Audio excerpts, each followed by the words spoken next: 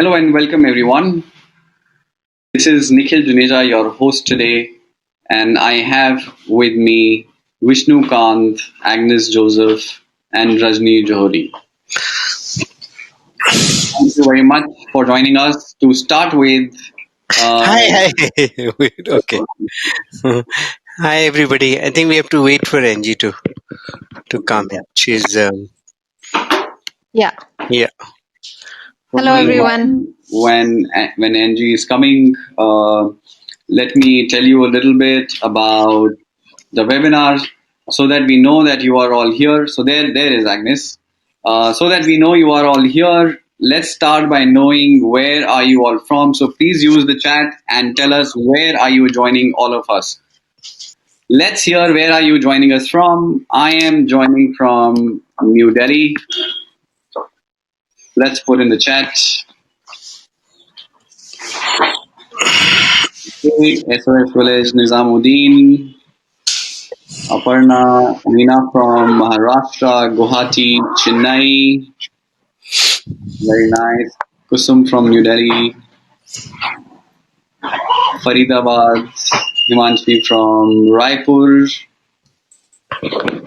Maharashtra, Guwahati. Wow. We have people from all over India, looks like. Okay, Noida as well. Very nice. So, thank you very much, everybody, for joining us. A formal welcome to all of you for the webinar which we specially created for you. Um, Let me tell you that anything that we share on the PPT will be available to you later. So do not bother making notes or taking screenshots. We will share all of that with you. And in the end of the webinar, we would also love to hear some questions from you. We have some questions we've received already when you registered. We will try and answer as many as we can. And in the end, we will have some time, especially for questions. And we will take questions in that moment. I'm not sure we'll be able to answer all the questions, but we will take as many as we can. Let me start with introduction. My name is Nikhil Juneja. I work with schools and organizations in the area of design thinking and innovation and coaching the leadership. I have with me Vishnu. A little bit about Vishnu. He's passionate about challenging himself and others to stretch their minds to inquire and learn. He thrives to be in teaching and in a learning environment. His eternal quest has been what is it that works for learning, and what is it that learning which makes the mind free rather than conditioning it.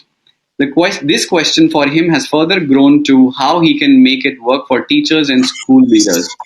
And hence, his work life has taken him through the roles of a learner, a teacher, school head, parent, and a transformational facilitator for lab workshops. He has then put together all his learnings to create the Propel learning curriculum and that addresses the learning and performance needs for all stakeholders in school education. He has various of his published work that has been helping educators in their learning journey. Along with Vishnu, I have Agnes Joseph. Agnes is a passionate educator with a master's in education from Tata Institute of Social Sciences. She has spent the last 10 years pursuing her passion for transforming education to empower young minds. In her current assignment, she leads the end to end research and development of the Propel curriculum. Her attention to detail allows her to continuously seek feedback and add value to the curriculum by making progressive changes that helps teachers as well as foster a healthy student atmosphere. Agnes has grown in her role as a thoughtful teacher, an observant facilitator, a teacher trainer, and a curriculum developer. With Agnes, I have Rajni Johari, who is an educationist, a visionary with 30 years of work experience as a teacher and a school head. She is a teacher at heart and has successfully transformed schools with her able guidance and leadership. Has been a teacher since 2008.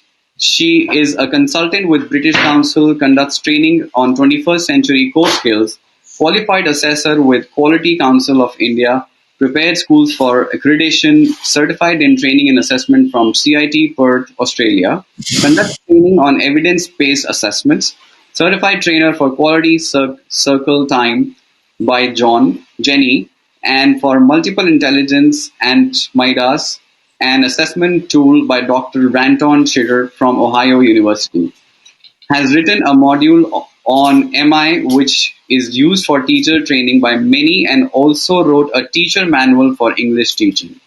Please join me in welcoming our panelists.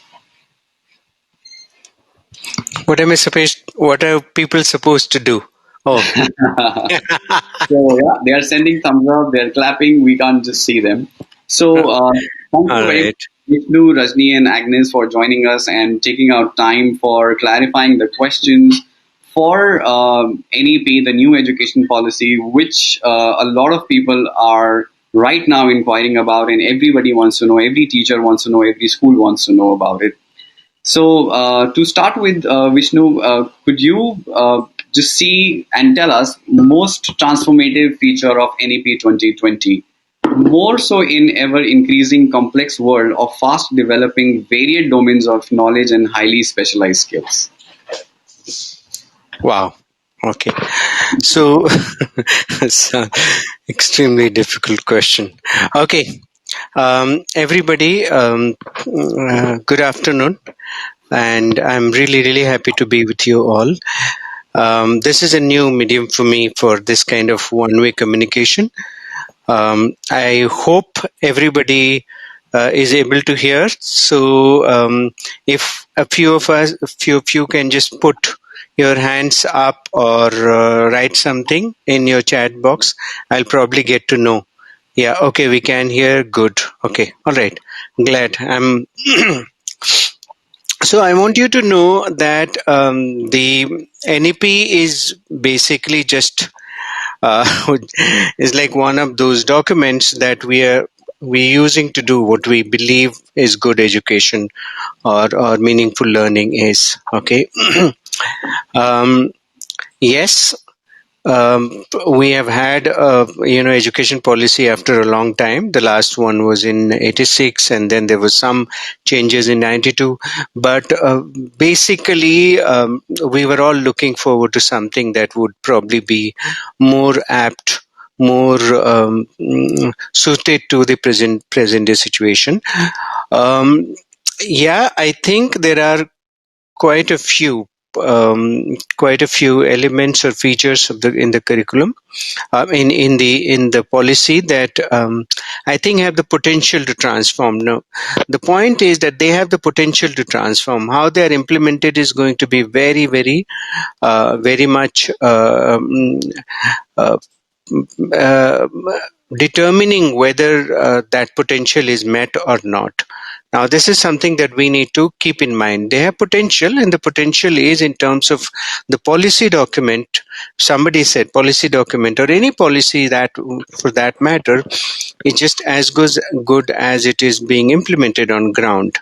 And we have often seen good policies, good laws, don't really do much if they are not implemented. And that's something everywhere, much so in a society which is evolving like ours, and we refuse to be controlled by one person. So we are not. So which is good. A democracy is a good thing. That's how we'll grow. So for me, what is the most powerful thing is that the way constructivism has taken a center stage in NEP, okay, which, when we talk about learning, we have been saying for a long time that the learning is trapped in the root or in, in just children being handed down some information to memorize. So for me, a change, someone talking about changing it, focusing on how children learn and how they construct their knowledge about the world is the most important thing. So to me, the moment anybody or any document talks about, okay, that we would propagate or propose meaningful learning or constructivism, then that's a big thing. Okay, so that is one important thing that to me is something that works very well.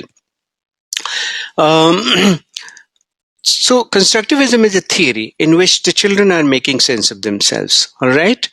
Um, they are learning to think, which is very important. They are learning to think critically, deeply, being able to analyze, being able to solve problems, be able to create. So that is one. So that is the way their thinking develops.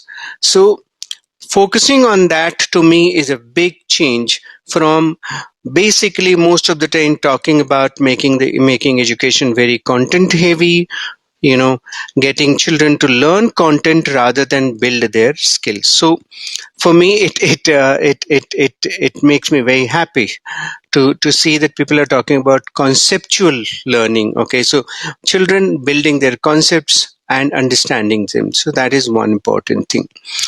um,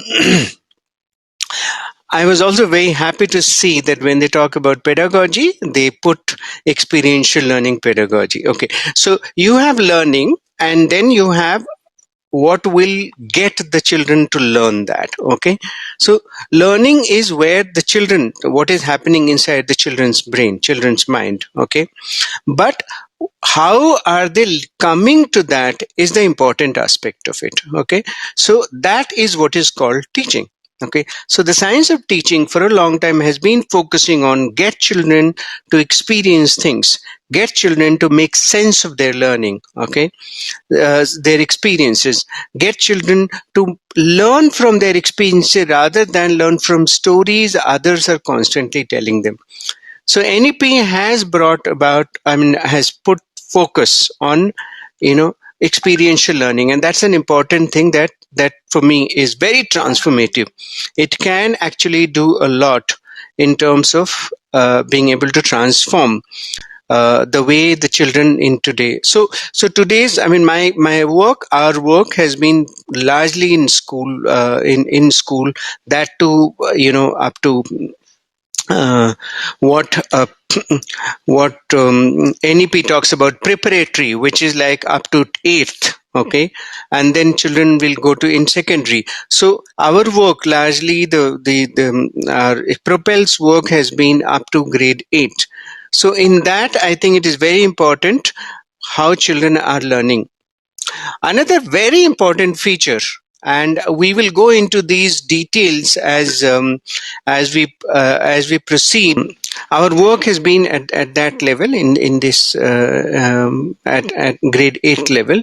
What we see is that once we are focusing on conceptual learning, pedagogy is the experiential learning. Then we are talking when so one of the things that we have been working with schools, and teachers often come up with this, that if children have to memorize a lot, okay, huge amount of information, then how do we get to explore with them? How do we get to explore concepts? How do we explore how do we allow children to do a lot of exploration and meaning making on their own? And that is where um, one of the key factors is to facilitate learning, to facilitate exploration, experiential learning. NEP talks about reducing the content burden, okay, reducing the content knowledge so that more exploration is possible. Now the thing is that in a society which is fairly conventional, we have been giving too much importance to a lot of information. That if comes into question and people begin to accept, that would be transformational. That would be really, really transformational. So instead of memorizing, in grade 3 names of 250 countries and the currency that goes on and the presidents, and if children can just get to understand their own country, their own states, their own languages of people around, that would be good enough. Okay, So that is another one. There is one more which is very interesting that NEP has talked about at many, many places, cross curricular connections. And that's important. We'll probably discuss it later. But yeah, so of things that happen. Okay. Yeah, sure. So Vishnu, yeah, I have a lot of questions for you, and especially the questions that we received from everybody. And one of the things everybody wanted to know what really is constructivist learning that everybody is talking about, and how is it different from what is generally thought as a conventional or a route-based learning? Road-based learning. Yeah, yeah, Yeah. yeah. Okay, so I have my colleague here, Agnes Joseph, popularly known as Angie.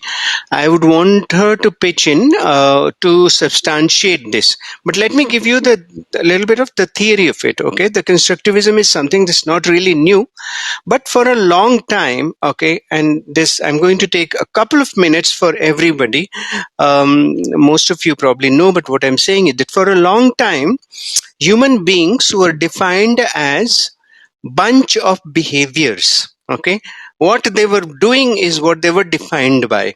So everything that human beings were referred to, talked about, or understood as that they can do this, they are doing this, these are the behavior traits that they are carrying. So all education only focused on how to improve that behavior, how to change that behavior, how to get them to do certain things, and how to get them to not do certain things. So all kinds of propaganda were done in order to, get children to learn a few skills, few behaviors which were seen desirable. Okay, and there were the other side of it, that they were given some bribes, some reward to do some things that parents and society generally wanted to do. Okay, when cognitive psychology began to actually happen, people began to look at beyond behavior to understand what is human being, what is a human being. Then the whole thought that okay, we are much more than the behaviors. Behavior is only the external expression of what I think, what I feel.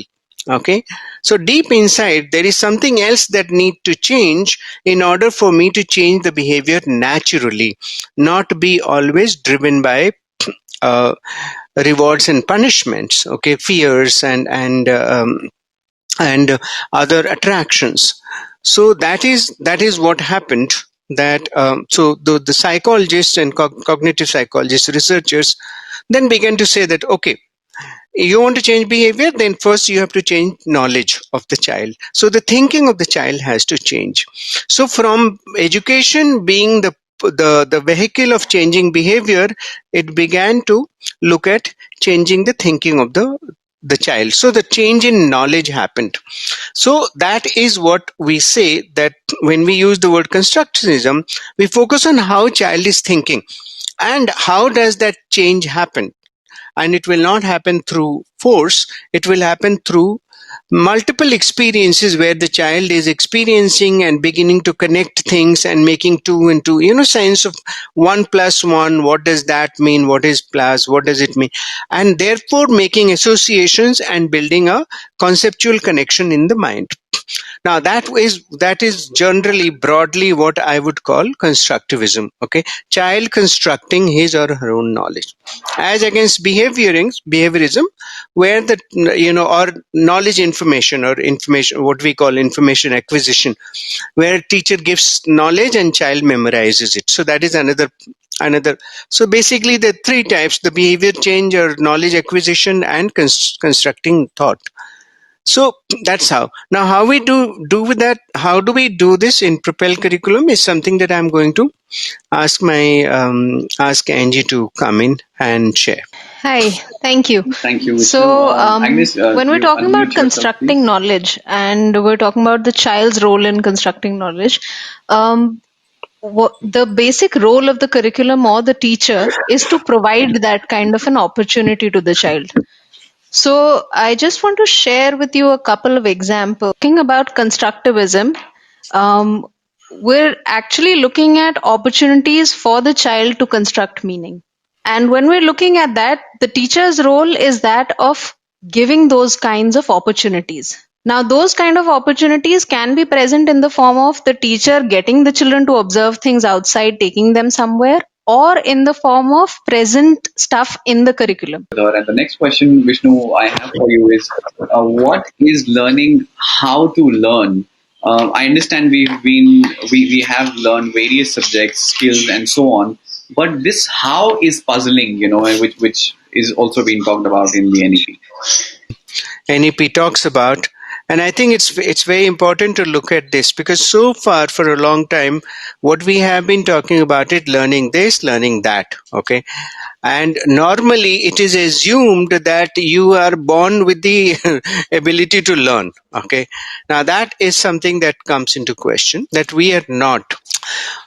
Yes, we are born with the ability to observe. We are born with the ability to hear. We are born with the ability, the sense organs, to perceive world. Okay. And also I think inherently we are born with the ability to make connections. However, the way we make connections, the way put things together, the way we interpret them is very, very dependent on the kind of education that we have gone through, the kind of exposure that we go through. So these are very important part. For a long time, education generally, when we talked about, you went to school to learn physics, to learn chemistry, this, that, and so on. Very rarely there was a focus on, okay, initially let's teach children how to learn. Okay. So the learning, the ability to learn, okay, building the ability to learn. What does that mean? Building the ability to make sense of the experiences that you are going through. Okay. So, and thinking critically. So there could be a lot of skills in terms of observing, making notes, asking questions, interviewing people, collating data, making sense of things. These are all would call in. So we have in our curriculum, in Propel curriculum, project based learning is a very, very important aspect of the work that we do. And project based learning focuses largely on, so project based learning is largely about how to learn from, how to fix something, how to fix a target, how to go about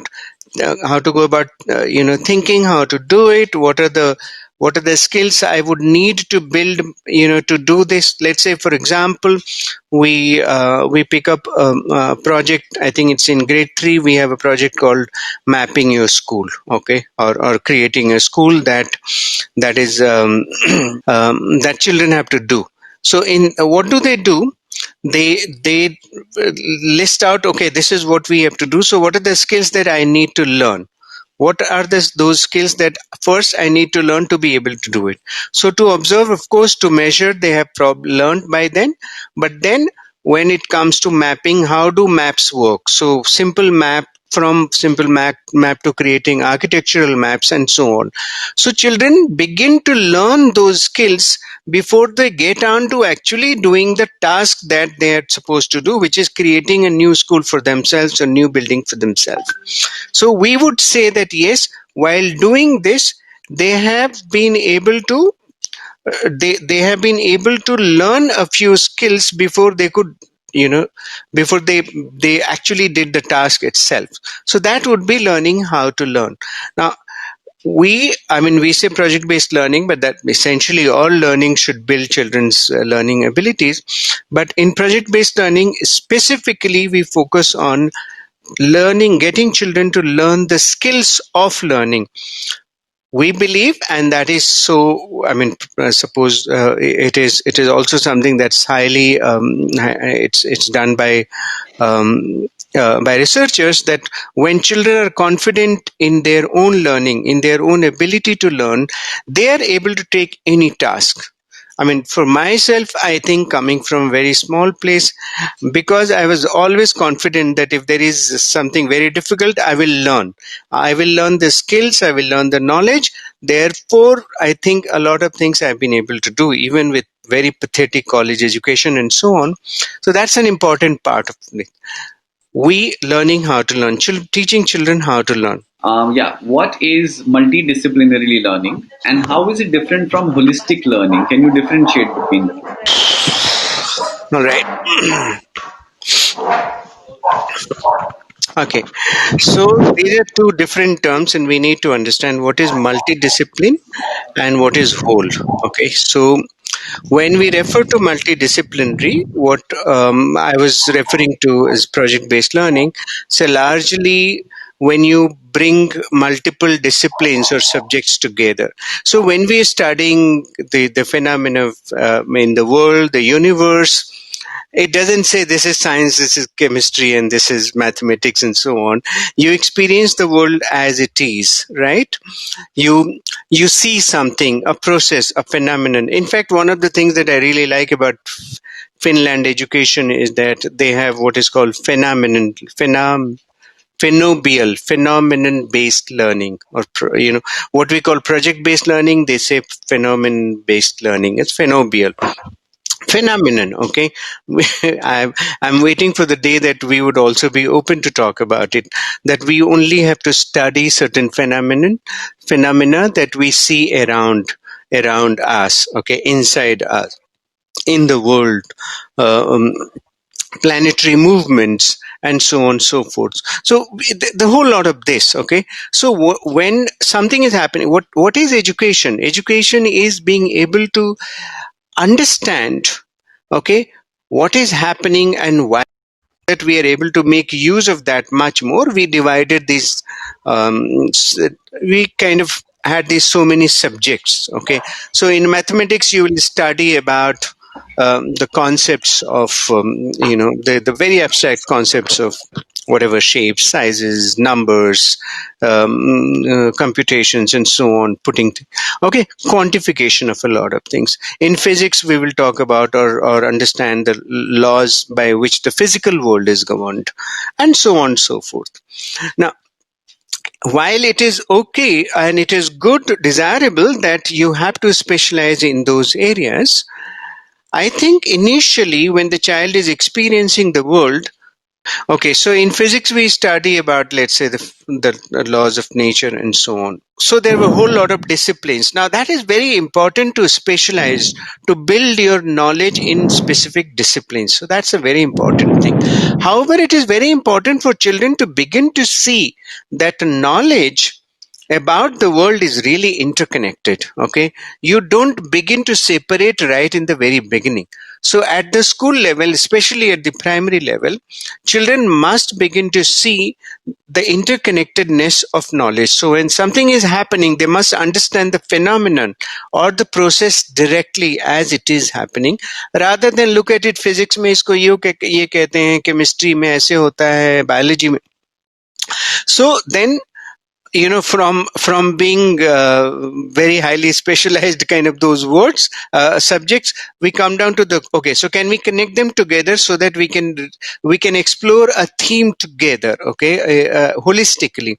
So that's how multiple disciplines could be connected. So in project based learning, that we the curriculum that we have built, and this is something that happens all over, it's just that we have structured it in a certain way which makes it accessible to a lot of people, to children, that we take a theme which is really so. What is holistic learning? So holistic, the word comes from whole, not HOLE, but actually it is supposed to be the whole as in complete, WH. But when it's written, many people just write it HOLI, holistic. Okay. In when we talk about holistic learning or holistic education, as in education which takes care of all the faculties or nurtures all the faculties of a child. So what are the faculties that we are born with? So there is the physics, I mean the physical, the body. So any education which takes care of or nurturing the body, which takes care of the emotions, which we call affective domain, or feelings, or talked about the thinking part, the cognitive, so that takes care of that. And young children, when we're talking about social learning, where children are learning to connect with each other, connect to people, connect to nature around us, connect to animals. So all of that would go in a broadly social domain. So when learning, and yes, we are talking about, a lot of the time we are talking about connecting to self. Okay. So being aware of yourself, and that is another very beautiful thing NEP has brought about, which I will talk later, that that to me is a most important aspect of the NEP that it has talked about, is being aware of yourself, metacognition. All right. I wanted to talk to you guys about project based learning and how we've gone about doing different things. So, when we look at constructing meaning, constructing knowledge, what is it that we're really talking about? What do children need to do when they're really constructing their knowledge? So, one thing that happens in meaning making is that they begin to see what are the interconnections between things. What are the kinds of patterns that exist in some things? So, if there are 5 examples presented in front of children, can out of those 5 examples they deduce the pattern? Can they figure out what is common over there? What are the similarities? What are the dissimilarities? And then we connect them to the concept that is being taught. So, one of the examples that I had on slide for you was related to poster making. Poster making is something that we teach at the level of grade 4, 5, 6 at different levels. And when we're teaching that kind of a thing, uh, to children, what happens most of the times is that the teacher would go up on the screen, write down what the format is, and then the children copy the format and then they create one more poster based on that format. The way we are talking about going about constructing learning is that we give them examples. So we give them different posters. We also ask them to collect and bring some posters. And when they brought that, what we do with that is we ask them to look at the similarities. So talk about what all do you observe in a poster? What all is present over there? What is the value of each thing? When children go into talking about all of that, they're constructing meaning. And at that point of time, the teacher would just jot down all of those points on the board. So what has happened is what would have been just a very didactic way of the teacher telling and children doing it. Here the children have come up with that. And they've put together what a poster is really about. Yeah? So that's one of the examples of constructing learning. Yeah? Vishnu was mentioning about project-based learning and how children of, he mentioned grade 3, but it's actually grade 4 in our curriculum, where children are supposed to design a new school building for themselves. They're supposed to think about different kinds of things that they would want in their school. So grade 4, we're constructing another grade 4. And for that grade 4, how will the school look like? What kind of facilities do you want in your own classroom? So children imagine all of those kinds of things and they draw these really beautiful classrooms they come up with. That this is what we want. So sometimes children come up with, we want a TV in the class, we want video games in the class, this, that, everything. Then there are some parameters given to them on which they give each other feedback. So one of the parameters is whatever you have put in your class, in your drawing, in your class, how is it connected to your learning? The moment that question comes in, and partners are supposed to give feedback to each other, the moment that question comes in, they'll automatically get each other to sort of strike off some stuff which is not relevant. And it's a lot of fun seeing them do that. And it's a lot of fun with them engaging on and trying to tell you that how a television inside the classroom is very relevant. That this is the time that we want to do so much and there's so much information and we can figure it out and really expressing themselves. So That's something that project based learning empowers children to do, to learn from each other with a certain criteria in mind. It's not about looking at somebody's work and saying, oh, this is nice, oh, this is not nice. It's about really looking at it critically. So the points from NEP, where NEP is talking about promoting creative thinking, promoting critical thinking, these are some of the areas where critical thinking comes into play, where creativity comes into play, where children have to imagine their own grade 4, they have to imagine their own school building, create a whole model. Actually, when they are creating the model, they put in their own elements, they put in the different criteria that they're supposed to meet. So there has to be measurements, there has to be understanding of directions, all of that has to come in. So it's true creativity that happens out of learning new concepts and applying them. So that's something that I think is really powerful. I would have loved to share the presentation with you, but I think that's not possible right now, and we're not going to get hung up on that. We'll share the presentation with you later on your email IDs. Whoever's interested, you can drop in a mail for us, and I think Nikhil will share the email ID later where you can drop a mail, and we'll send you the presentations. Yeah. All right. So I don't think I completed the holistic learning that I was talking about. Um, um, Let me just I was saying, so when an education addresses all parts of being, okay, so the physical, emotional, cognitive, spiritual, any okay, social, that would be called a holistic education, okay. And so it's important to understand most schools today do talk about this. So even in our curriculum, a lot of movements happen through activities, so on. In various subjects as well as project-based learning, children are working in teams. Even within the teams, there are a lot of conflicts that happen, the resolutions happen, discussions happen. They are questioning, they are giving feedback. All that would constitute a very important part of social emotional skills or the abilities that they're learning. Of course, the thinking is happening all the time. So those are things. A lot of our questions in our curriculum, and very importantly, very importantly, a lot of questions in our curriculum focus on metacognition. How are you feeling? Okay, for example, a lot of time, how are you feeling? um, how do you think your whatever you're doing will impact somebody else? So there is a lot of awareness that could happen even at the school level, and that is a myth that we need to break.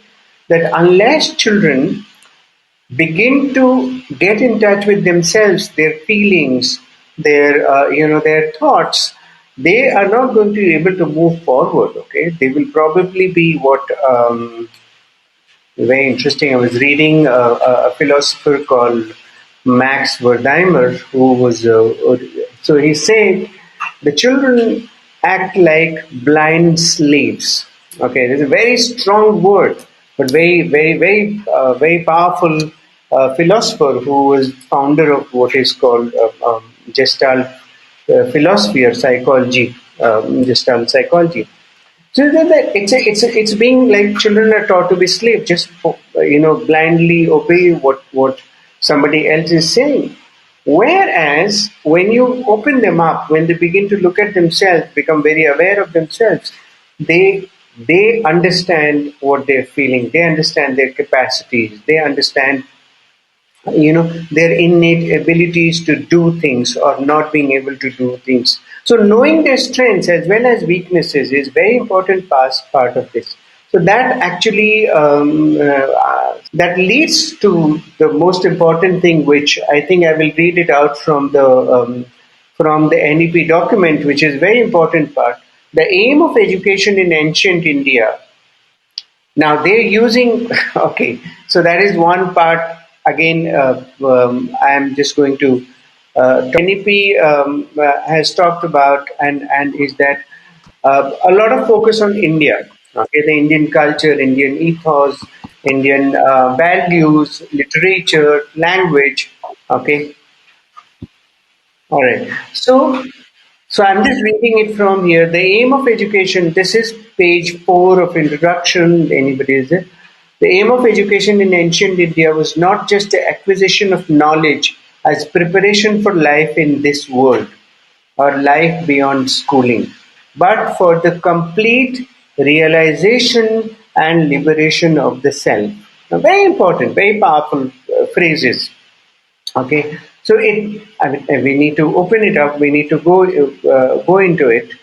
Uh, what does it mean to realize completely? Okay, which basically means, okay, it could just mean two things. One is that you get to know about yourself, and you get to build the potential that you have. So that would be realizing your potential and knowing yourself.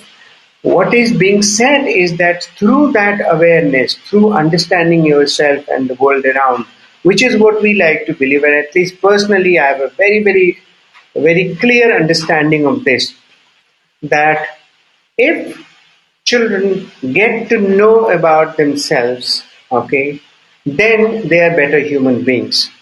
I think in one of the labs that I was doing just about last week, and Nisha is here on this from New World School, she pointed out, sorry, Navayugan World School, she pointed out this is very powerful. I think it just came out that when you are aware of yourself, then your behavior is automatically regulated. You don't have to force yourself to do something. Your awareness regulates your behavior. Now, that would be considered liberation of self. What is liberation? When I am not bound by my past habits, when I am not tethered by my beliefs, my dogmas, my limiting thoughts or limited thoughts. Okay, that would be liberation of self. Okay, so Atmagyan. Okay, complete. Yeah, you want to share an example? Okay. Yeah, just barging in to share an example. Grade 4 social science, when we teach children about waste management, one of the stories that we talk to them is about this little kid who is a waste collector and how he lives his life. So the children are taken through that kind of a story format where where they're reading about what are the kinds of struggles he has. Then there are some reflection questions for it, and in the reflection questions, one one part of the reflection is actually asking them about what they understood from the story. But the other part of it is, have you seen waste collectors coming to your house? And what happens? How are they treated? Do they have separate vessels? Are they allowed to walk in with their slippers? So those kind of conversations, it's kind of tricky for the teacher to handle it, because it's going to be a sort of a snowballed emotion that will come, because you're really questioning what the child is coming from. You're questioning the certain kind of background and what kind of beliefs you hold. But that's really how it happens, how change happens. When we begin to question our own rituals, our own practices, and we actually observe everything that we are studying in terms of what is happening in my life related to it and what can I do to change it. So that liberation of self that Vishnu just talked about comes in over there, where you start first questioning your assumptions and then seeing, okay, I'm tied to these kind of beliefs and let me liberate myself from it. Let me be open to welcoming a certain waste collector into the house, his family, her family, whoever. So, yeah, back to an announcement. Sonia has shared from, if you look at the chat, everyone, Sonia Sharma has shared a Facebook link over there. That is one evidence of the poster making that I was talking about. So children have done it in her school, and she's just shared that Facebook link over here. So you can copy it and keep it with yourself, and you can look at it later. Don't look at it right now. Okay. I think we're going to head back into the conversation. Yeah. So one of the I think for me, when I've looked at the policy, the reason I find it transformatory is because of the way the assessment pattern has changed. So if you look at it right from the entrance at the college level, so they've done a top down. They've done a top down effect. So what they've done is, when the assessments at the entry level in the colleges happen, and when the assessment is happening, what is expected out of college students is that they will clear the common entrance test. For that common entrance test, whatever basic criteria is there, they fulfill that. So if you look at the DU cutoffs this year, one of the DU cutoffs was like 98.5. So the kind of work that's happening, it's very difficult. 98.5, now how many students will get admission into college? So therefore, only a common entrance exam and the basic eligibility criteria of certain percentage of marks. Going from there to 10th and 12th exams, lowering down. So what the assessment, the way it changes, in 10th and 12th, what they're talking about, what the policy is talking about is that you have questions which are based on understanding. You reduce the syllabus for the assessments. So 10th and 12th boards, they're saying earlier we've just had one board exam for one class. So now children will have the opportunity of taking the board exam twice. So once the board exam and another time for improvement. And whatever the best result, that will be taken. Now that's a big relief for students. It helps them to prepare better. It's not like one time and it's over. So the moment the focus shifts from the kind of memory-based questions and too much syllabus to having little amount of syllabus and application-based or understanding-based questions, that same effect trickles to the lower classes. So it's not just from 10th and 12th. It's always like that. कि 10th and 12th में क्या चाहिए वो मांगते हैं lower grades में.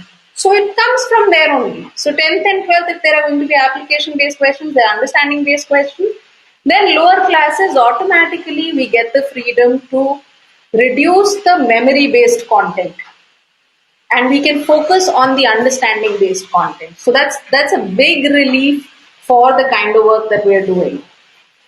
Now back to Vishnu now. Yeah, another feature of I think Angie just hinted at, and we should look at is the flexibility. Okay, I was looking at it. There are a lot of people who's talking about flexibility, and we need to understand what it means by flexibility. I'm sure some of you understand. I also circulated the concept map, which, in my understanding, whatever comes, I had put in. I think I'm aware of this, and some of the schools. My actually daughter went to a school where when they registered for their 10th, no, for 11th, when they registered for their 11th, the students were given 6 months time to explore various subjects before they finally froze which subjects they wanted to study. Okay, now that's a small school, maybe elite in some ways, but it worked, and many people, including my daughter, pursued something first, and then she changed to something else because she didn't connect. So being attracted to something is one part, but being able to stay with it, explore it seriously, do a lot of work in that discipline is something entirely different. And you discover it only when you do it. It is not, you can't get a notion and stay with it. One of the things that I think one of the major problems in India that everywhere is that choice of which discipline to follow becomes more or less parental decision. Okay, I want my child. I wanted to be a doctor. I could not be a doctor. Therefore, I want my child to be a doctor. So parents begin to live their dreams in their children, and then those children grow up living their parents' dream and wanting their children to live their dream. So it's almost like the living the dream is handed down to your generation, and I mean next generation, as if that is the reason people seem to have their children. It's very important. Okay, for children to discover what they want to do. So to create that space, okay, and also this amazingly idiotic thing that they had this PCM, physics, chemistry, mathematics will be just the one, okay. So you see everywhere that is the kind of framework everybody has been following in India. Physics, chemistry, mathematics, or if you don't have math, then physics, chemistry, biology. If you so the brainy ones take the mathematics and physics, and then the below that will take the biology, then the below that will take something else, and then finally the people who just can't think, who have only one ability, which is to memorize, get down to learning about humanities. Now that is another very very interesting thing that. So now this is the interesting part, that in this NEP, and I really really seriously hope that it works. It is implemented in the spirit in which it is written. Okay, that students in will get certain freedom. I think at the level of 11th secondary, where they can choose disciplines that they want to pursue. Of course, the ideal thing would be to give them 6 months, time, or probably 1 month, 1 year's time, where they pursue certain things. And if they don't like, so in CFL where my daughter went, they were now. It is not that you can do. You have to pursue a subject for about 2 months before you say no. I don't want to study. So you end up maximally changing two to three subjects. By then, the students get to know that this is what they want to do. Okay, there is a lot of conversation that happens with students. The teachers work with them, and it is not the psychometric test, which I find very superficial and very limiting.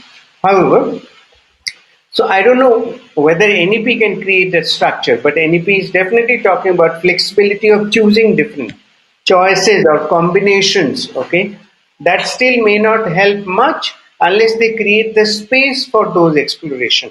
So I am not NEP in itself is not end. In fact, it has just barely begun the process of exploring, opening up education. Okay, a lot of combinations children go out and they are able to take.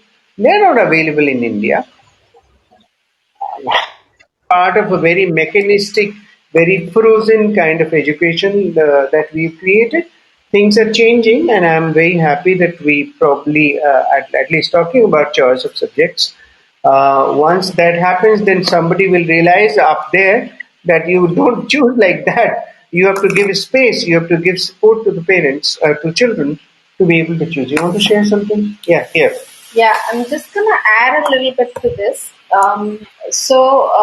The NEP is talking about giving exploration options to children for a year of exploration between different kinds of vocations, and in those, so the kind of things that it's talking about is that the support structure. The support structure that it says is opening up of school complexes. So as of now, right now, we have only one school dealing with all of its needs. But when the school complexes come together, they provide for other resources also. So resources in terms of infrastructure can be shared, resources in terms of teachers can be shared. That's the kind of proposal that it has come up with. It's a very fascinating proposal, and we hope that it works out.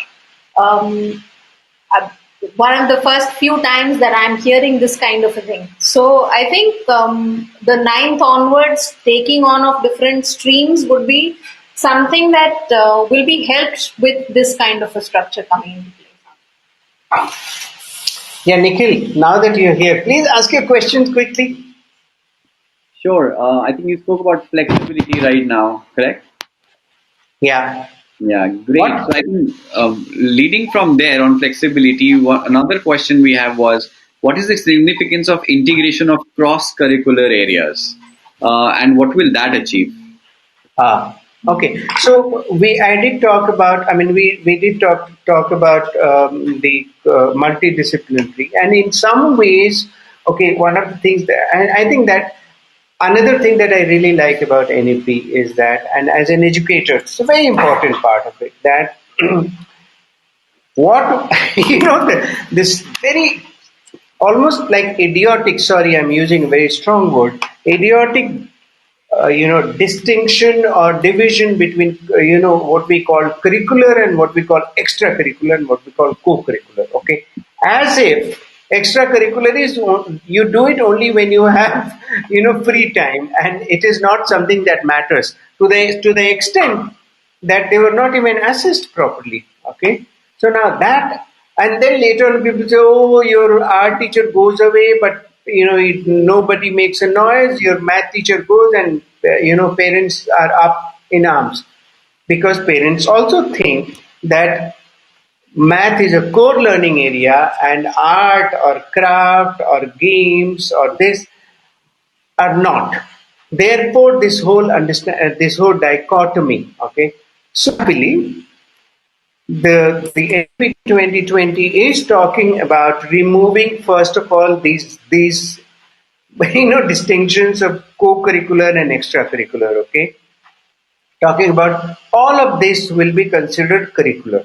Now that's a very important change, very important change. Okay, the second thing is then they're talking about integrating some of the into the main I mean the areas like subjects. Okay, so integrating arts into whatever you call different subjects, integrating sports. So important thing that I think it's a so art and sport has been they've been talking about integrating.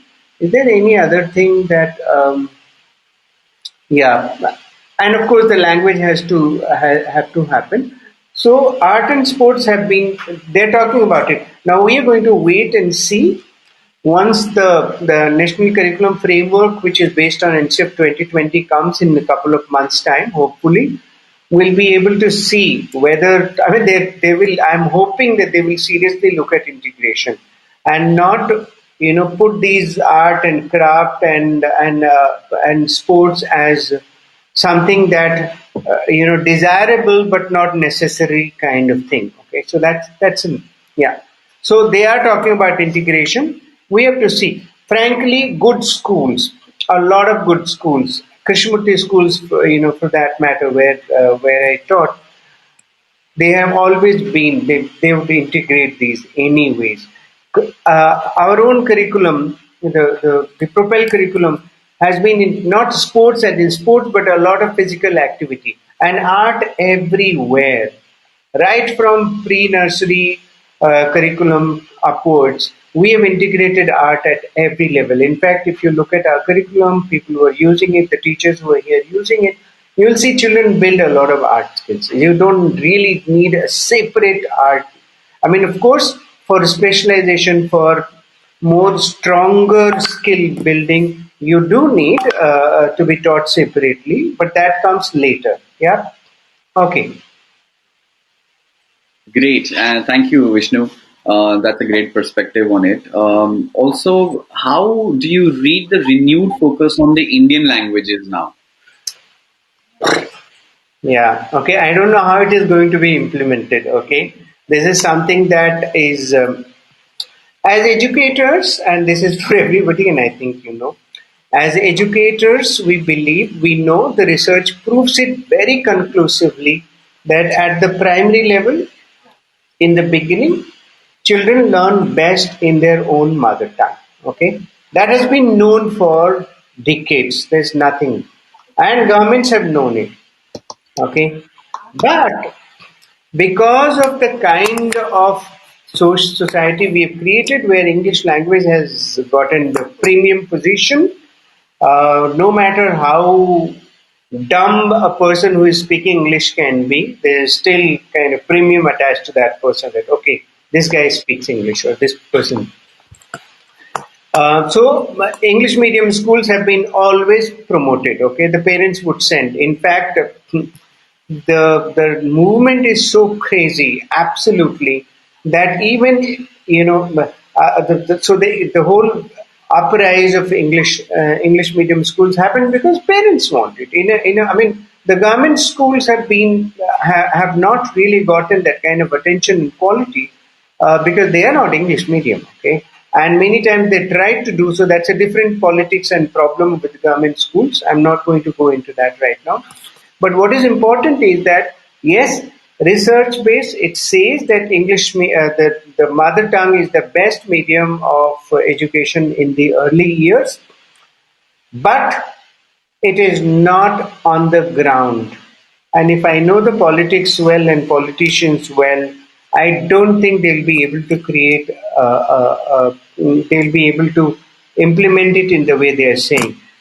I think they will probably implement in the way, the diluted way is that there will be mother tongue, maybe more subjects, more periods given to it, more attention given to it, but I'm not sure if it is going to work. Simply because I don't know how many of you know it. In Goa, the BJP that won the election last, whenever the last assembly election happened, they had put it in their manifesto that at the moment they come in power, they will throw out English medium schools, and then Konkani would become the uh, the the language of the medium of instruction. Okay, it didn't happen. One faction which was very stronger in that party left the party. Okay, on that reason, on that basis alone, because they had committed to people, and they, so what is important. So the moment people come in power, a different politics is played. uh, it will, if it happens, then it will require a lot of change. The government has to put in a lot of effort in building research in local languages. Books have to be written. A whole lot of work would be required. So that would be another struggle. I don't know, but I can only say the research says that yes, mother tongue plays an important role in learning. Okay, it's 4:26. I think we have to close it also for Rajni to come in. You want to add something? Yeah. Yeah. Just gonna add a couple of things about the three language formula that the policy is talking about. So if we look at it, it's emphasizing the use of two Indian languages and the third language it has not specified. So the questions that people were asking about whether English is mandatory or not, see that's the area where we work with. So you have two Indian languages which are compulsory. One is open, so three language formula. Out of these, they are focusing on use of mother tongue or the local language being as medium of instruction, not just till grade 5, but also up to grade 8. That's what they've said this time. While you look at the kind of teacher recruitment required for it, the policy is talking about by 2025, they're going to fill up the teacher recruitments also related to it. So they're going to look at hiring teachers from the same state in order to take care of children's needs and make sure that at least bilingual conversations are present for those children who are struggling with it. So it's not that the policy does not look at the current reality. The current reality is that a lot of teachers are from the local background, and then there are schools where there are no teachers from the local background. So they're looking at that and they're trying to maneuver that. It is an interesting envisioning that they've done, that they want to have that kind of recruitment and take care of things. So let's see how far it goes. I just want to say that for the first time, when I was looking at the structure, this is something that I forgot to mention when you asked what could be one of the transformative features of this. But everybody is talking about it. It's a very common thing because it's a very at a surface level you can see that okay, the pre-primary has been brought into a formal education fold, formal schooling. Okay, so earlier also there was pre-primary, there were guidelines from NCRT and a whole lot of things. But this is first time that they're talking about 3-year-old children, 3 to 5-year-old children, in 6 year, 3 to 6, to be incorporated in the formal structure. Okay, which basically means now for me because we work with, most of the time we work with progressive schools or private schools. Pre-primary has always been there, but for government schools and probably for larger, a policy level to bring accountability. Now I think that the government will look at bringing accountability in this area. So what kind of formal systems to put, what kind of curriculum to go, what kind of assessment to become. So those are important part that is missing. The second thing that was missing, which has been coming to it. Okay. Second thing is that when we were looking at the structure, we realized that it is a very beautiful. I mean, it's a structure which is based on Piaget's developmental stages. Something, a theory that has been very, very clearly, okay, something um, that has been established in people's mind. Okay, it has been established world over that 3 year, so the pre-operational and concrete operational and formal operational, the stages of development. So if you look at it, there is a direct correlate or parallel with the structure that they are proposing now. Okay, that was one. I thought it's good thing. I hope that it will not become that when they are, and the theory NEP is talking about how, what would be the important part of those early years, the education, the ECC, early child care education, and holistic. Okay, all parts of the human being to be nurtured, the body, the social part, the emotional part, the languages, and so on. Very beautifully said. We need to see how the government kind of uh, really stay authentic to the developmental needs of children, rather than getting into this absolutely idiotic rat race of getting them to memorize things and just, so that they, parents can think that they are learning. Okay, so that's an important part. I have, so I want to close this. I'll come in when you want me. That there are a lot of, I see a lot of promise in in NEP 2020. A lot of promise. We really need to see how it, fleshes out, how it is taken. But yeah, Yeah. thank you. Absolutely. Thank you very much, Vishnu and Agnes. This has been insightful. While I'm listening to you, I'm also thinking when I was in school, I wish such things on experiential learning and the curriculum that you've been working on for so many years, it was there. Because I am a kinesthetic learner myself. Great, thank you very much. Now I'd request Rajni to be with us for some time, and I have some questions for you to help our audience get further into depth of the new education policy and how it's it impacts teachers and schools.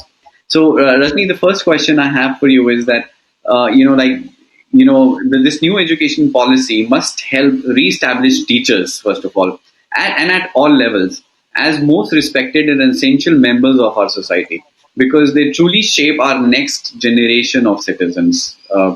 Because that's what these are the people who are going to come forward. It must also do everything to empower teachers and help them to do their job as effectively as possible. So, could you have, and you have also used the Propel curriculum in schools. So, how did it contribute towards your teachers' re-establishment? Yeah. So actually, when we talk about re-establishment, there is one particular sentence that stayed with me after reading an article. I think it was over the net when I was reading it. Was that in most countries, education feels like a car factory. It's a very disturbing thing, but this sentence has stayed with me, and I've been, pondering a lot about it. And I think this clearly says why the need for actually re-establishing teachers. The document NEP is really good. I think in the past also we have read some very good documents, but everything depends on how we are actually going to implement it. And that is where our success lies. I am very happy in stating that 3 years back we started with the Propel curriculum in school. And I feel my teachers are now actually ready in its true spirit to embrace NEP. We are ready. And so when we talk about, when I try to recall my teachers, or, since I conduct sessions for teachers in other schools also, my understanding about the teachers is that, we are talking about re-establishment and why the need. So if you look at the teachers, they all come from different backgrounds, their own families, they're from different states, the family culture is different, and their personalities are very different. So most of the teachers, when they're joining school, they are actually ready with their B.Ed degrees that they have. So the professional knowledge is there in place. But what makes the difference is the school that they come back from, the theories that they created when they were growing up, and when they became teachers or as learners, wherever they have been. So they create their own personal theories. And these personal theories are highly individualistic. Now, it is here that Propel helped us. When they came into our school, the teachers in my school, they were encouraged actually to look at their own theories. Through discussion, through introspection, they were made to see the gaps in their learnings, and then they were asked to modify their own existing theories. There wasn't anything, imposed on them. They were made to think, and they were made to improve their own existing theories, which I think was very important, because when you tell teachers you have to change this, they will not want to change it because they come from deep, whatever they are following they have a reason for doing it. So Propel helped them to introspect their theories and actually come up with their own new ones. That was something which I felt was really good. All of a sudden, I found my staff having too many questions. You know, anything and everything that was put to them, they didn't just want to accept it, they wanted to question it. And I think that was a big change. Whenever I was on a round, I could see my staff room. There were discussions happening around the lesson plans. They were bubbling with ideas. And at times when there was any confusion or they needed a third person to walk in, I was invited. And that was very welcoming, because you see, otherwise, generally, the principal is like, they want to keep the principal away. But yeah, this was very welcoming. When in the staff room I found the teachers were discussing, and if they felt the need, they would invite me and they would like to have their doubts discussed with me. That I felt was very welcoming. So what I could see was teachers started challenging their own thinking. That was a big change. And the good thing that Propel did was that they spent a good time in school, before they brought in the curriculum, in understanding the school. Every school has a different culture. So they spent a good time in understanding the school culture, the transactions, the classroom transactions, the way it is happening, what type of assessment we are following, what is the curriculum or the syllabus that we follow. And actually, when they looked into all this and they started interacting with the teachers, and the questions, when the teachers started raising it, we could see that actually, the change happening. So the process of change actually happened when Propel team walked into my school. I think that's wonderful to hear. Especially when when change is not imposed on people, and they buy in, and they are with us in that change. And it's a safe environment where people can discuss, can brainstorm. So I think that's where the change starts. And now that the change has started, may I please request you to talk about the qualities that Team Propel brought in your teachers? Yeah, so the most visible change that I would talk about was, they started listening. That I think is something that we really, maybe we have to practice it. Listening is an art, and I could see the first change, that they started listening. So when I say they started listening, I know that if they are in a session and they're listening to the resource person, so the change will happen.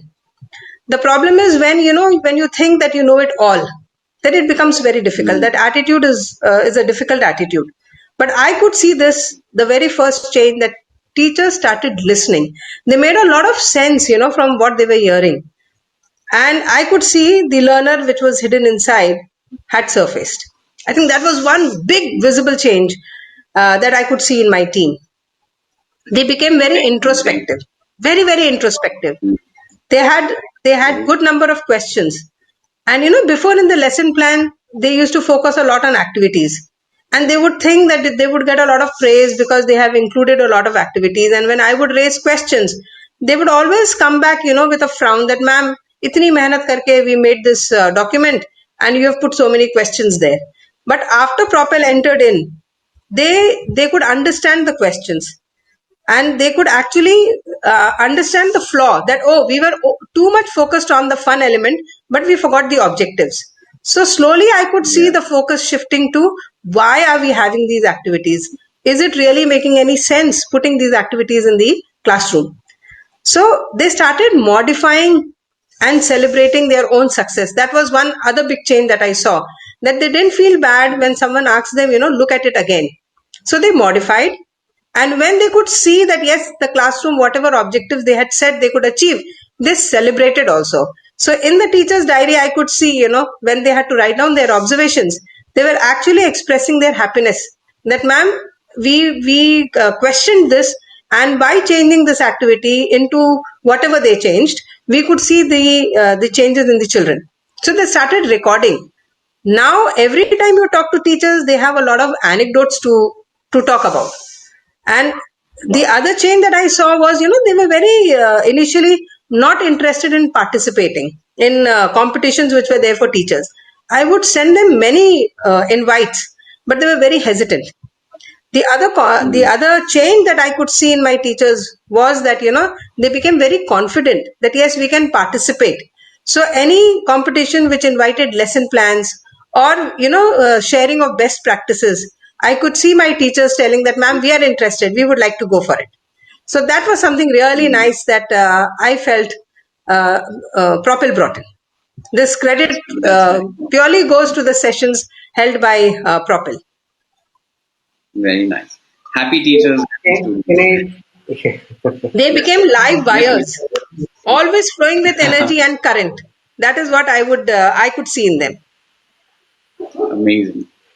Vishnu, you were saying something? Yeah, I'm saying one of the very critical and one of the most difficult changes that I mean that it really takes for us to bring about in teachers is from activity, doing activity, teaching stories, etc., to beginning to think, educate their work teaching, in terms of what is the objective. Okay, so what is the learning objective for which they are teaching, and that takes a lot of time. People who are here, I mean, I see Nisha here, who heads the director of Navyoga School. um, the initial struggle, that how do you get people, teachers, to begin to think in terms of learning objective. Okay, so teach from there. So NEP also focuses a lot on conceptual learning. Okay, now what does that mean? Those concepts. So concepts are not really taught through directly. Okay, you help children to build them. Okay, so if the teachers began to keep that in mind, then transformation begins to happen. Yeah. Great. Thank you, Vishnu, for adding that. And Rajni, coming back to what we were discussing now, NEP also states that learning should be holistic, integrated, enjoyable, and engaging. So, how is Propel ensuring the same? So I think many would agree to this, that whenever in school you inform your team that there is a stay back, teachers don't like it. There's a lot of hue and cry about it, okay, why? And I think when the stay backs are made with actually no aim and objective, then definitely they have a reason to crib. That's another thing that happened very beautifully in my school.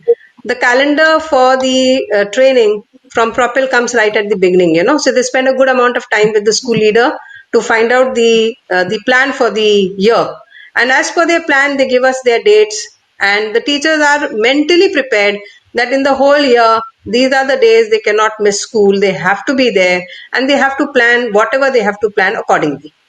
So whenever there was a stay back, I did not find much hue and cry. In fact, sometimes the noise that I could hear in my corridors, I would actually stand out to see, how they're feeling after the session. and I always found them very energetic, very happy. The conversation told me that they were happy with what they got in the session. So this was another very major change which Propel brought in. So they were actually, when you talk about being holistic, integrated, enjoyable, and engaging, I think these qualities need to come first in the teachers, and Propel actually brought these in the teachers. Now, what Propel does actually, the focus of Propel is at developing free, thoughtful, and connected students and teachers. So Propel focuses on three components. They are very I would say particular about the curriculum. They are very particular about the handholding, and they are very particular about the structures. So these three things I think add a lot of value. Now the other good part, as I already said, they start with the school leaders first.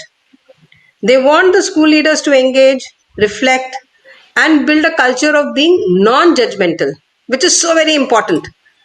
A judgmental person will always add a lot of I think spice, so but the way they talk to the leaders, I think the first thing that they teach is be non-judgmental, so being open, and this brings a lot of positivity in the team. And then the members, they feel empowered, and they feel that yes, they are a part of a team. They are not, that the principal is someone else and we belong to some other team. They start feeling that they are in one team, and slowly you see that this term competition, they slowly they start gelling, and now you can see the team collaborating, which is such a difficult thing actually to bring into teachers.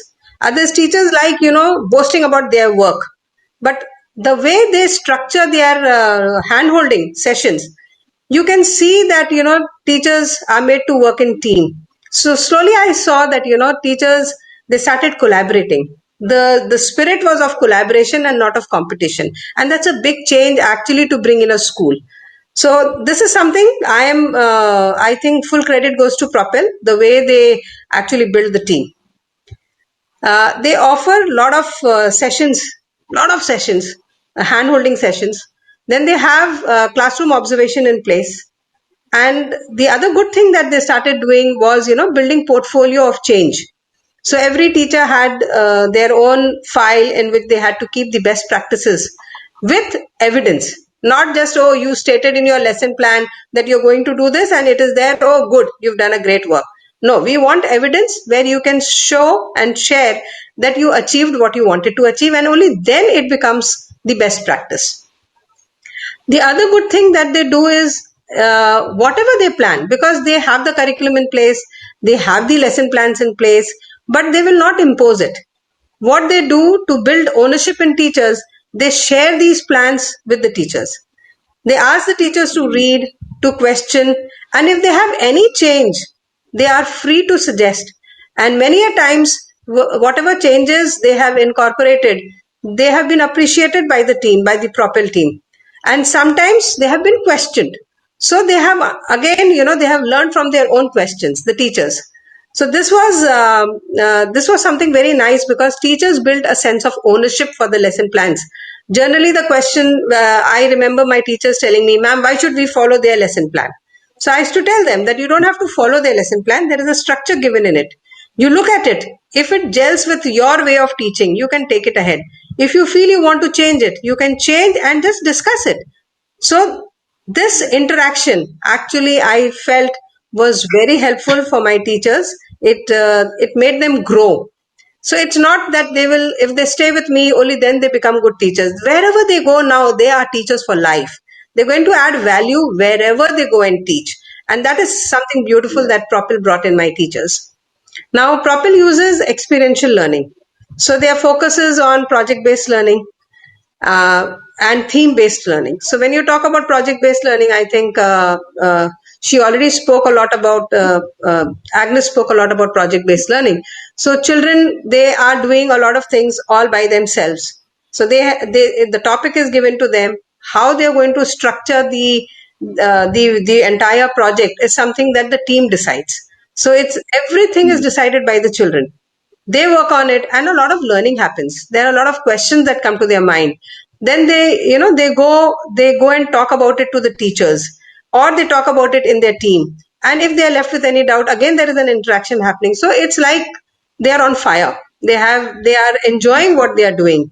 It's not like the teacher telling them that, okay, open page number 2 and you're supposed to read this and then answer the questions. They have their own questions Yeah. and they have to find out their own answers, which is something so beautiful. There is no rigid separations between art and sciences, between curricular and extracurricular activities as stated by NEP. PBL lays emphasis on conceptual understanding rather than rote learning, and learning for exams, again, as desired by NEP. So I think Propel's curriculum is way ahead of what other schools are doing. And teachers, schools that are following NEP, I think following Propel will not have any problem with NEP. They will enjoy it. Great. Thank you very much. And now you're talking about it. I'm thinking, one of the question I always ask myself is, do I want to make children disciplined or responsible? And I think with all of this experiential learning and they taking up ownership of that, they will become responsible. And then responsibility takes care of discipline itself. Nikhil, So I great. would definitely like to, because you brought the word discipline, I think this is one word which needs to be understood very well. Many schools understand obedience as discipline. So, this is something I Yeah. think, again, I would ask Vishnu wherever he goes, he must take up a session on what actually discipline is. Because, when children make noise, I don't think we have any right to come and tell them to keep quiet, because we must see whether it is constructive or destructive. So I'll request Yeah. Vishnu wherever he takes sessions, he must include this aspect of discipline. We need clarity. Schools Right. need clarity on this. Yeah. Great. And in the interest of time, I have one final question, and then we will take up some questions from the audience. Assessment for learning. Why is it difficult? NEP lays more emphasis on regular formative assessments for learning rather than the summative assessment. Yeah. So actually, my understanding is that for fair assessment, uh, for learning, it is important that the teacher should know how the intended learning will look like. Knowing what learning looks like in child's behavior is critical. If the teacher has to play the role of the assessor, that's very important, that she should know what actually is intended. You intend something and your objectives are not there in place, so the outcome will not be there. So it is very important for the teacher to know what she actually wants to see in the child. Very, very critical actually. So far, if you look at our Indian system, our focus has always been on syllabus completion and how much score the child gets in the exams. Very exam oriented, marks oriented. So I think in that case, because we are not clear of what we want to assess, assessment for learning is going to be very difficult in the present scenario. But NEP wants clarity, so definitely the focus has to change. Now, if you look at Propel, Propel looks at a teacher as an instructor and assessor. So, when I was talking about the portfolio, when they said, that you can keep your success story in the portfolio, there they asked for evidence. Without evidence, they were not wanting. So, the teacher is the assessor for herself to see whether she could actually achieve what she had to. So, this is very important to understand, that teacher as an instructor and assessor of learning. This is very, very important. Initially, Propel also gives indicators for teachers, to look at, so that they can collect evidences of learning. And later on, they are asked to make their own indicators. So we are able to see the growth in the teacher, whether they are able to make their own indicators so that they can assess the learning happening. That's very, very important. So no spoon feeding is happening over here. Indicators are given initially so that they understand how they are to be made, and then they are asked to build on their own. This is very important. Their own growth, their own understanding is very important.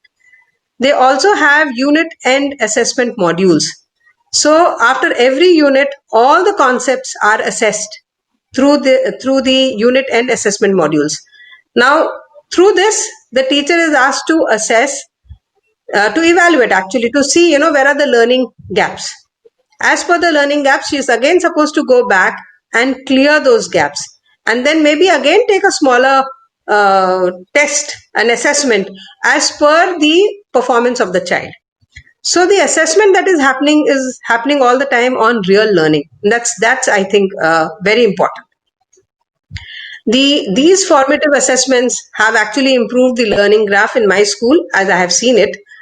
I find that through these indicators, there has been a great change in my teachers. Now, the teachers have better understanding of the level of each child. So, if suppose a parent calls up and says, my child this, the teacher will have, proper reasons of saying why the child needs to pay more attention on this particular aspect, because these indicators are all the time ready with them, and they are able to see the minute changes that have taken place in the class. So actually they know the child very well now. Because they know the strength and weaknesses of all their students, they are actually able to contribute very meaningfully to their development. And when they talk with this confidence, to the parents feel very connected with the teacher, and the teacher also feels very nice because now the parent is appreciating them for all the effort that they are putting in. So the relationship between the teacher and the parent also has improved. So detailed descriptors supported with evidence and anecdotes on PTMs, when they are kept there, you will find that even the interaction that's happening between the parent and the teacher is very meaningful. And that actually has taken us 3 years. It's not that it happened in the very first year, but now our parent teacher meetings are more meaningful. Parents come with, with great hopes that yes, the teacher will tell us where my child is lacking and how I have to improve on it. So they find these parent teacher meets very meaningful. Initially, every class, I think the percentage of PTM used to be around 30% to 35%. It has gone up to almost 68%. So, and again, I think this has only happened because of the interaction that's happening between the teachers and the parents. The I think they start, yeah. What is very important is when fairness is visible, then I think the entire structure changes. Children see, that there's no partiality happening. Even parents see that. And that's very important, I think, for every school. Fairness. Children should see the fairness. So when we talk about children learning fairness, I think there's no better way of learning when teachers are examples demonstrating fairness in their approach. So I think there was a question which one of the audience had written. Will the transformation of assessment according to the NEP hit the students? It cannot, because there is fairness in the system.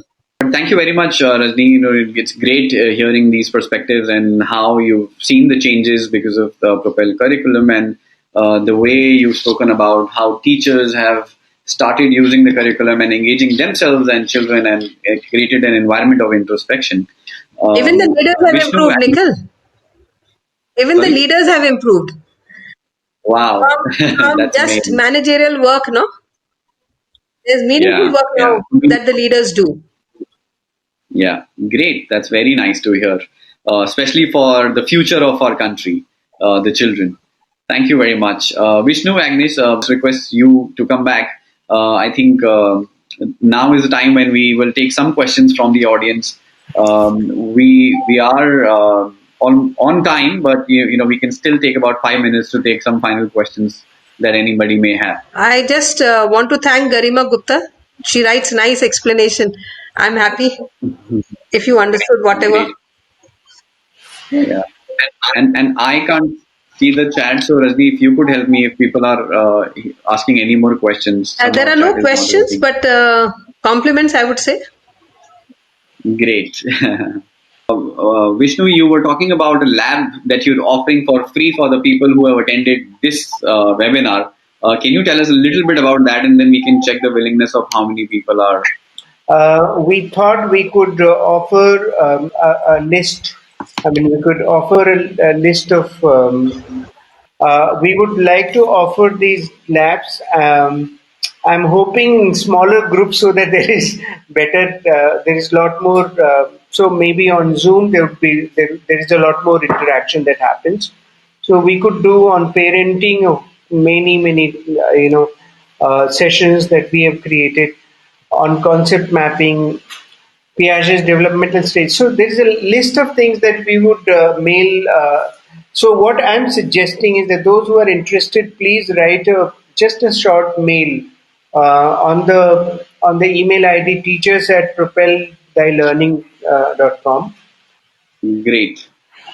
Thank you very much, Vishnu. So I think rest of it, there are some things that we wanted to share with all participants on the PPT. Where we can definitely share it with everybody, and people who have any questions, they can reach out to us. Um, so I think that is it. If any last words from Rajni, Vishnu, Agnes. Thank you, The experience. Nikhil, Thank you, for being everybody. the moderator. Thank you so much. Thank you, Vishnu, Agnes, Thanks, and the audience. thanks everybody. My gratitude to all of you who have stayed till now, and hope to see you soon. Bye Bye bye. bye. Thank you very much, everybody. Bye bye.